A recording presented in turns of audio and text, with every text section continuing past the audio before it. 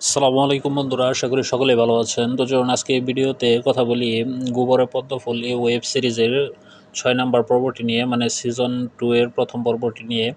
তো এই ভিডিওতে কথা বলবো যে সিজন 2 এর যে প্রথম পর্বটি ছিল সেই পর্বটি কেমন ছিল এবং আগামী 7 নম্বর পর্বটি আপনারা কবে, কোথায় এবং কীভাবে দেখতে পারবেন সেই সকল আপডেট নিয়ে এই ভিডিওতে কথা বলবো। তো চলুন ভিডিও শুরু করা যাক। এবং আপনারা দেখছেন এসএস রিফাত স্টুডিও। তো এই ওয়েব সিরিজে আমরা শুরুতেই দেখতে পাই যে মাদ্দর সাহেবা যখন বাহিরে বের হয়েছিল ঘোরার জন্য সাথে নসুকে নিয়ে, তো তখন একদল ডাকাত সেখানে তাদেরকে আক্রমণ করে এবং মাদ্দর সাহেবাকে নিয়ে যাওয়ার কথা বলে। তো তখন পিছন থেকে আমরা দেখতে পাই যে শুক্র সে আসার পর সেখানে বাধা দেয় এবং তাকে গুলি করে মেরে ফেলা হয়, মানে গুলিটা সে নিজে করে। এর পরবর্তীতে আমরা দেখতে পাই যে মনা সে জেলার নির্বাচিত হয়েছে, নেতা হিসেবে নির্বাচিত হয়েছে। তো এইখান থেকে আমরা দেখতে পারবো যেহেতু দুই পক্ষের একদিক থেকে মাতবর সে নিজে একজন ক্ষমতাশীল এবং আবার অপর দিক থেকে যে তাদের প্রতিপক্ষ আছে, মানে সাবেক মানে মিয়াবাড়ির যে লোক, সেখানে আমরা মনাকে জেলার নেতা হিসেবে আমরা দেখতে পেয়েছি। তো দুজনের হাতে ক্ষমতা আছে এবং আমরা এই ক্ষমতার জোরে আমরা এই নাটকটিতে আমরা হাড্ডাহাড্ডি লড়াই দেখতে পারবো যে কে কার বিরুদ্ধে কতটুকু শক্তি প্রয়োগ করতে পারে। তো এই বিষয়গুলো আমরা এই নাটকে দেখতে পারবো এবং এই নাটকে আমরা আর যে দুইটা মূল বিষয় দেখতে পেয়েছি সে দুইটা মূল বিষয় হচ্ছে যে আমরা আমরা গত সিজনে আমরা দেখতে পেয়েছিলাম যে মাদ্দর সাহেব সে শুকুরের দিকে তার কিছু একটা নজর সে করছে। তো এই প্রথম পর্বে, সিজন 2 এর প্রথম পর্বে আমরা সেটি পুরোপুরিভাবে বুঝতে পেরে গিয়েছি যে মাদ্দর সাহেব সে আসলে শুকুরকে চায়, যে শুকুরের সাথে সে রিলেশন করতে চায় এবং শুকুরকে সে চায়।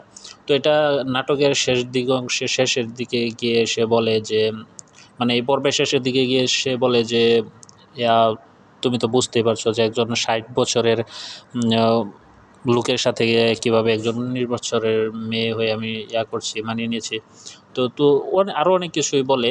তো তখন শুকুর বলে যে ঠিক আছে আমি করছি। তো পরবর্তীতে আমরা দেখতে পাই যে ওইখানে নাটকটি করা হয় এবং সেখানে আবার ওইখানে আরেকটা জিনিস আমরা দেখতে পেয়েছি যে নশো যখন তার বউকে নিয়ে বাহিরে বেরিয়েছিল, তো তখন শান্তর যে চামচারা আছে তো তারা নশুর বউকে অপমান করে। তো তখন সেখানে নশু কিছু বলে না এবং নশু কিছু না বলাতে নশুর বউ সে রাগ করে সেখান থেকে চলে যায় এবং পরবর্তীতে পরের দিন সকালে আমরা যে অপমান করেছিল নশুর বউকে তাকে আমরা গাছের সাথে ঝুলন্ত অবস্থায় দেখতে পাই।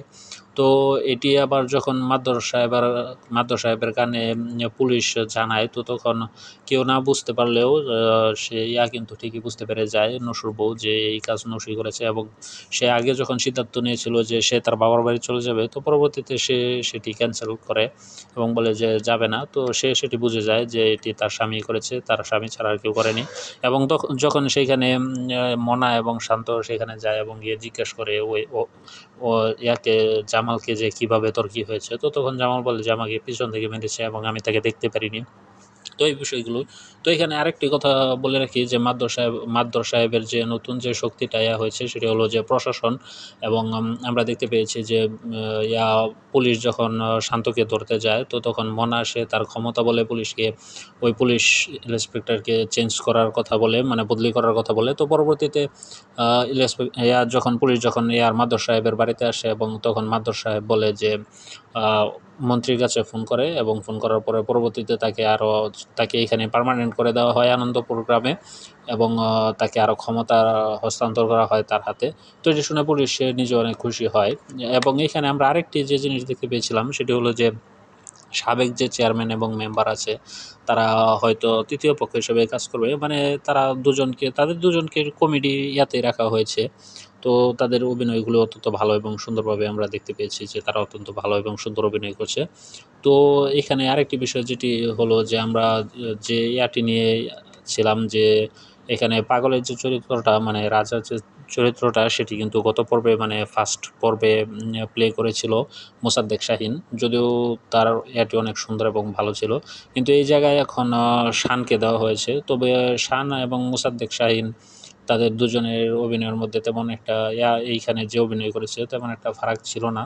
তারপরেও একজনের জায়গায় আরেকজনকে আনার পর কিঞ্চিত তো কিছু একটা ডিফারেন্স থেকেই যায়, তবু অনেক ভালো করেছে সে।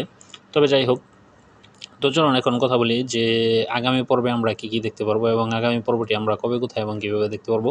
তো আগামী পর্বে আমরা দেখতে পারবো যে শুক্র যখন নদীর পাড়ে বসে গান গাইবে, তো তখন সেখানে শান্ত যাবে তার লোক দলবল নিয়ে এবং সেখানে তাকে মারার জন্য, কিন্তু তাকে মারতে পারবে না এবং সেখান থেকে তারা নিজেরাই কেলানি খেয়ে আবার ফেরত আসবে। এবং পরবর্তীতে আমরা দেখতে পারবো যে শান্ত সে কেলানি খেয়ে যখন বাড়িতে ফিরে আসবে, তো পরে সে জুতা দিয়ে তার নিজের গালে নিজে মারবে।